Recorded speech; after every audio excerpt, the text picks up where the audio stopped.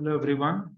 So today in this exercise, we are going to learn how to use Excel to find out the important statistical measures from the given data.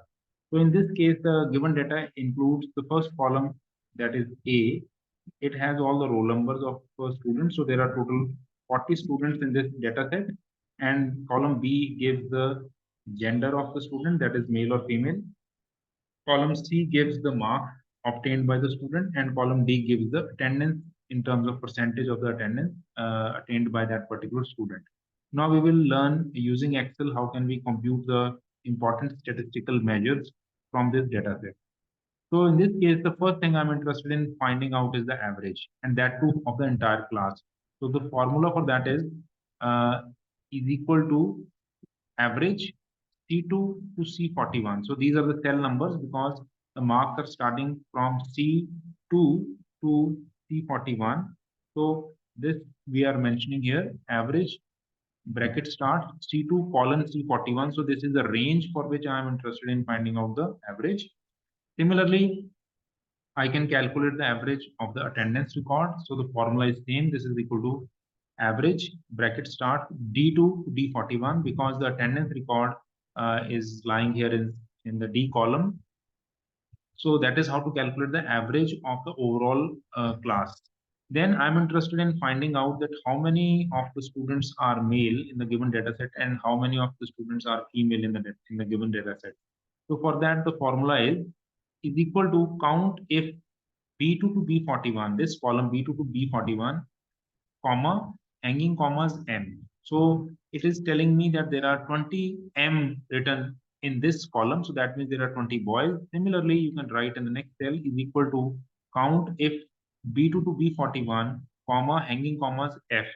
So that means there are so many F written in this data set of column B. So this gives you the count of the boys and girls in the given data set. Now, earlier we found out we actually calculated the average of the entire class. Now I'm interested in finding out the conditional average. That is, I'm interested in finding out the average mark for boys only.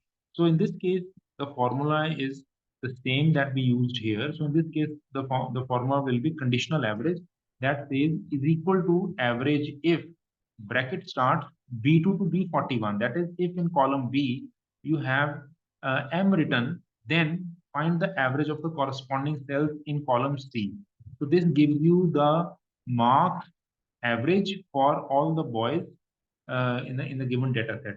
Similarly, if you're interested in calculating the average mark for the girls, the formula is average if you first check the condition B2 to B41. If there is F written, then find the average of the corresponding cells in column C. So that is the formula for calculating the conditional average of the marks of the girl students in the given data set.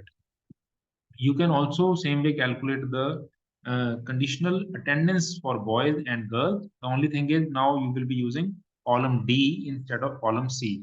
So the formula is equal to average if B2 to B41 is M, and the then calculate the average of D2 to D41. That is, column D is for attendance. Similarly, you can do the calculation of attendance for girls. The only difference in this case will be that instead of M, now you will mention F to calculate the average of all the attendance of all the girl students. Then next statistical measure is mode.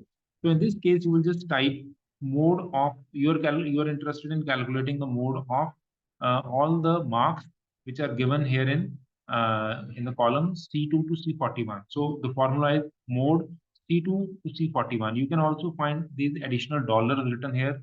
So these are optional. You can write or you can omit it. These dollars are basically written before the row number or the column number, like C is the column and 2 is the row number. So this dollar is written basically if you don't want this formula to change relatively when you are pulling or when you are dragging this formula over different cells.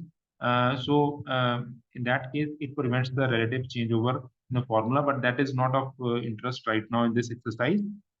So this is giving you the mode of all the marks.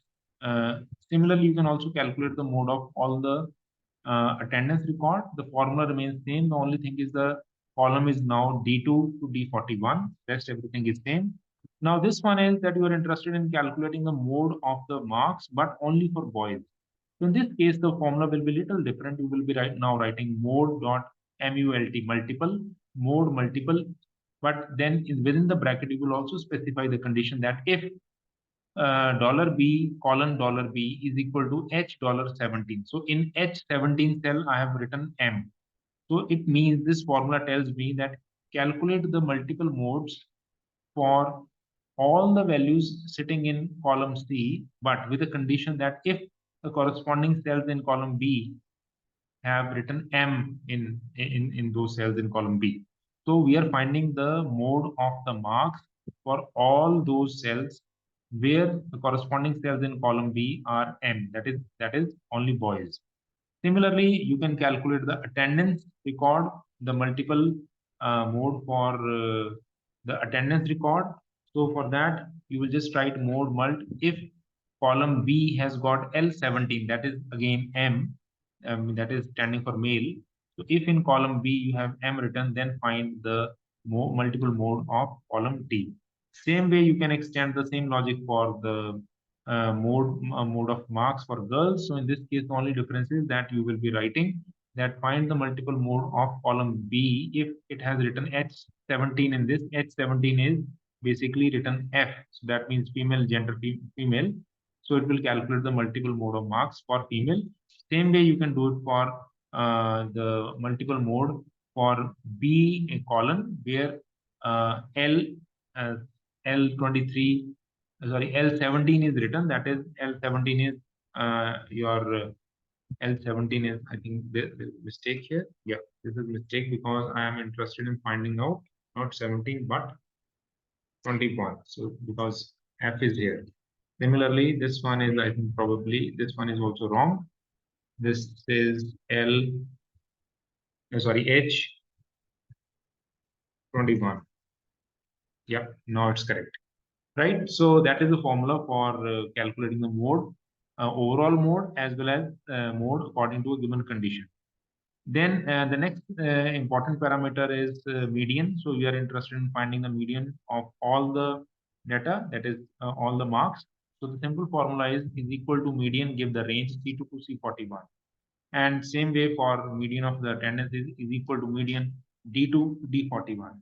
Then if you are interested in finding out the conditional median, then you will say median bracket starts if B column has written M in it, that is H27. Then find the median of the corresponding cells in column B. Same way you do it for girls. The only difference will be that instead of this M, now we will be mentioning F. So you can see median if column B has written H17.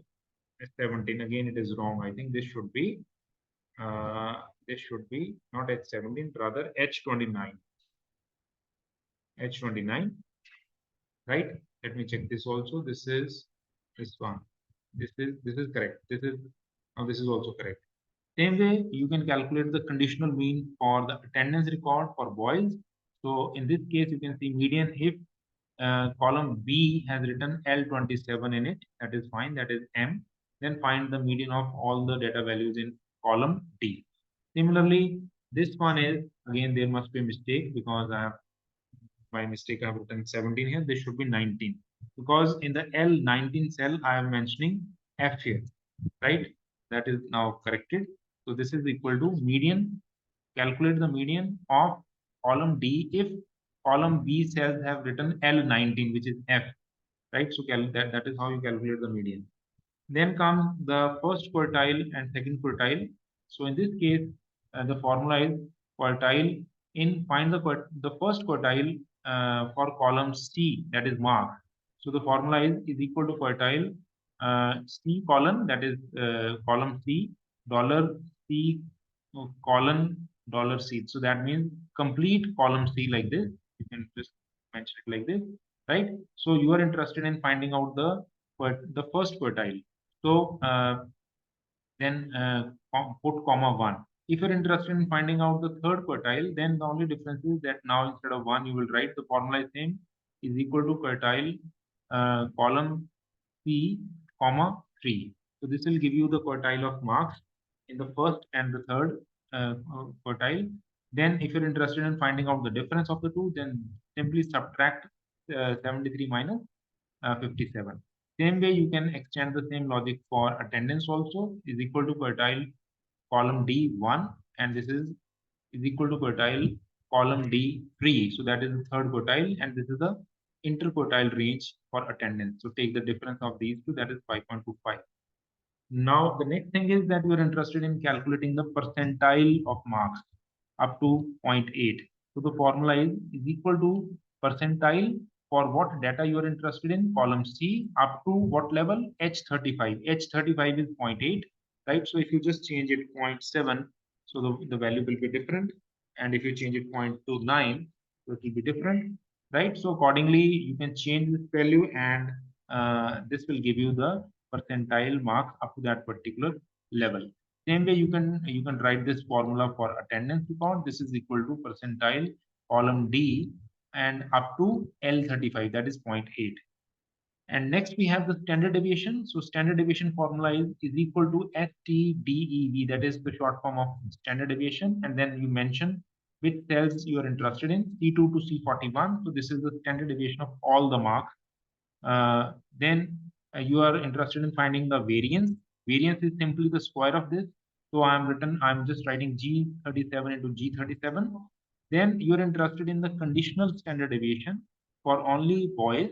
So it is standard deviation with a condition. If B2 to B41 is M, that is H39, then find the standard deviation in the same range from column C. So those cells will be considered where in the column B you have written M. And then this is the variance. Variance is simply square of same number. Then you can also calculate the standard deviation for the mark of girls.